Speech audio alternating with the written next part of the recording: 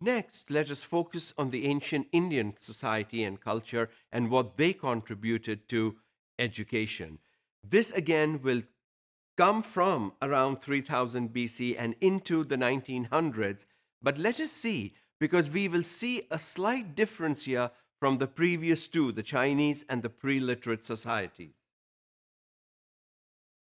The educational goals. What did the Indians have as goals for education? Why did they want their young people to be educated? To learn behavior and rituals based on the Vedas.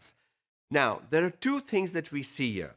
They had to learn behavior. So, what they were expecting from young people was not just learning content and knowledge, not just skills in order to survive, but for the first time, we see behavior, how you behaved, how you acted, how you were supposed to conduct yourself was also seen as being important.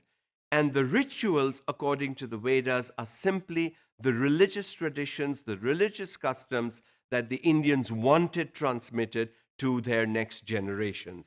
So, for the first time, we also see that religion actually begins to play a role in the realm of education. Who were the students? They were also males of the upper class. You had to be just like the Chinese. You had to be an upper class member and you had to be a male.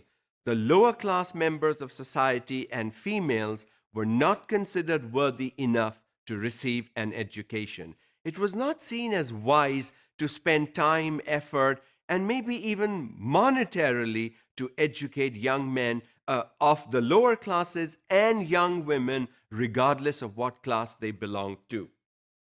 What instructional methods did they use? Memorization and interpreting sacred texts. Now, here we see a difference from the Chinese. The Chinese had memorization and recitation. So you learn something and you repeated it by heart.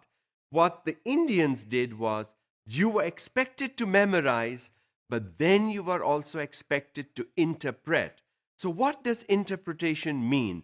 Interpretation simply means telling after you've learned something what you think of that thing according to your mind, according to your thinking, according to your exposure, according to what you know. What do you think of the sacred text? So people were allowed to interpret sacred texts according to their own mind, according to what their exposure was, and according to what they believed to be the meaning of a particular piece of the text.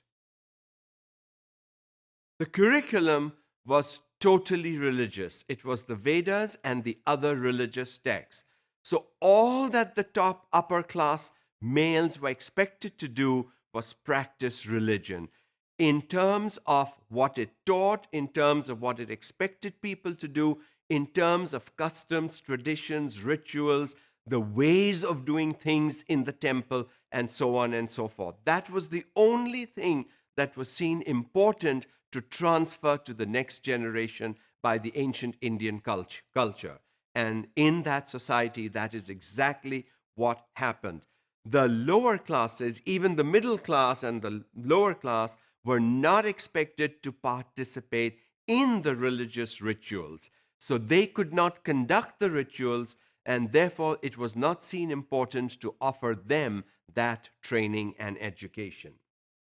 Who were the agents? They were the Brahmin priests. The upper class was the Brahmins. If you were a Brahmin priest, you had the job of passing on this information and the traditions and the culture and the rituals and the mannerisms of doing things to the next generation in your care. Influence on education, it led to cultural transmission because that was the culture. That's how you did your religious activities, that's how you conducted yourself in temples, and that was seen as important to take to the next generation. There was assimilation and spiritual detachment.